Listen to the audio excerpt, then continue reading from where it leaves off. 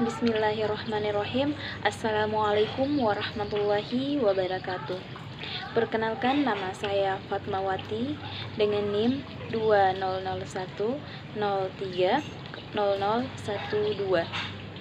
Program Studi Bimbingan dan Konseling Islam Fakultas Usuluddin Adab dan Dakwah kelas BKI 4A. Baik, dalam video kali ini saya akan menyampaikan pesan dakwah tentang larangan pernikahan beda agama, sebagaimana yang terkandung dalam surah Al-Baqarah ayat 221. Bismillahirrahmanirrahim. Alhamdulillahirabbil alamin, wassalatu wassalamu ala asyrafil anbiya'i wal mursalin sayyidina Muhammadin wa ala alihi wa sahbihi ajma'in. Amma ba'du. Pertama-tama, marilah kita mengucapkan puji syukur atas kehadirat Allah Subhanahu wa taala karena berkat rahmat dan hidayahnya sehingga saya dapat menyampaikan pesan dakwah dalam video kali ini. Dan tak lupa pula sholawat serta salam saya hanturkan kepada baginda Nabi besar Muhammad Sallallahu Alaihi Wasallam, di mana beliau sebagai panutan bagi umat Islam di muka bumi ini. Baik, saya akan menyampaikan pesan dakwah yang membahas mengenai larangan pernikahan beda agama, sebagaimana yang terkandung dalam surah Al-Baqarah ayat 221.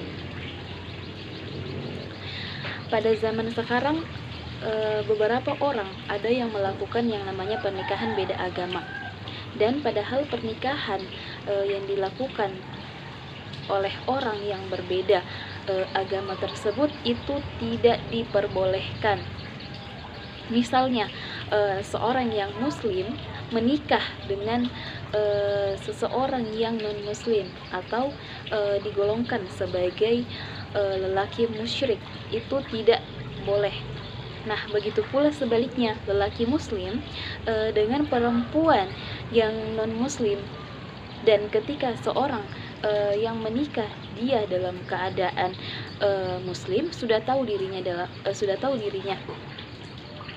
dalam keadaan muslim, kemudian dia menikah dengan seseorang yang tidak seagama dengannya, dan itu hal yang dilarang baik dalam Al-Quran, dan hukumnya maksiat ketika terjadi pernikahan. Nah, pernikahannya ini dipandang sebagai pernikahan yang maksiat. Hubungan pernikahan beda agama itu masuk ke kategori zina, dan sepanjang pelakunya tidak bertobat dan kembali ke jalan Allah Subhanahu wa taala, ia akan mendapatkan dosa. Nah, mengapa dikatakan zina? Karena dalam Islam sudah tegas menerangkan bahwasanya seorang wanita muslim haram hukumnya jika ia menikah dengan lelaki yang non-muslim. Begitu pula sebaliknya, lelaki yang muslim juga tidak dibolehkan menikah dengan perempuan yang musyrik, seperti ia beragama Hindu, Buddha, Konghucu, dan yang lainnya. Dan juga sudah diterangkan jelas di dalam Al-Quran surah Al-Baqarah ayat 221 yang berbunyi, A'udzubillahi minasyaitonirrajim, Bismillahirrahmanirrahim.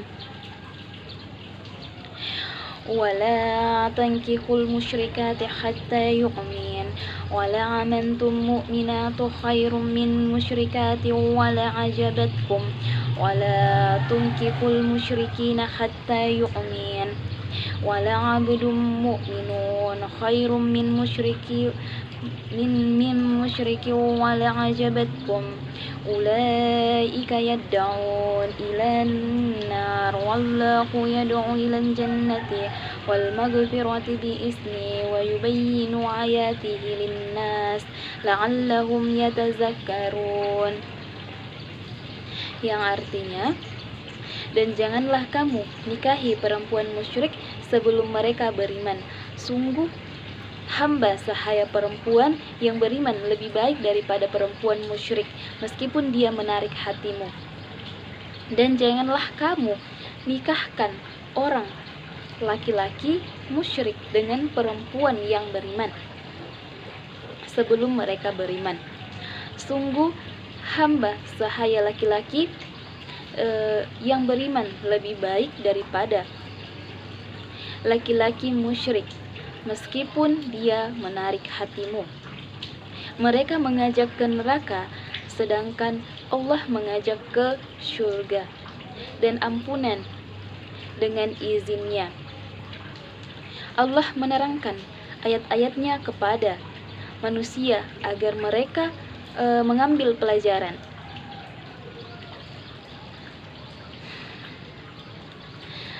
Pernikahan yang namanya beda agama ini sudah jelas diterangkan bahwasanya dalam negara maupun dalam Al-Quran itu dilarang adanya pernikahan beda agama.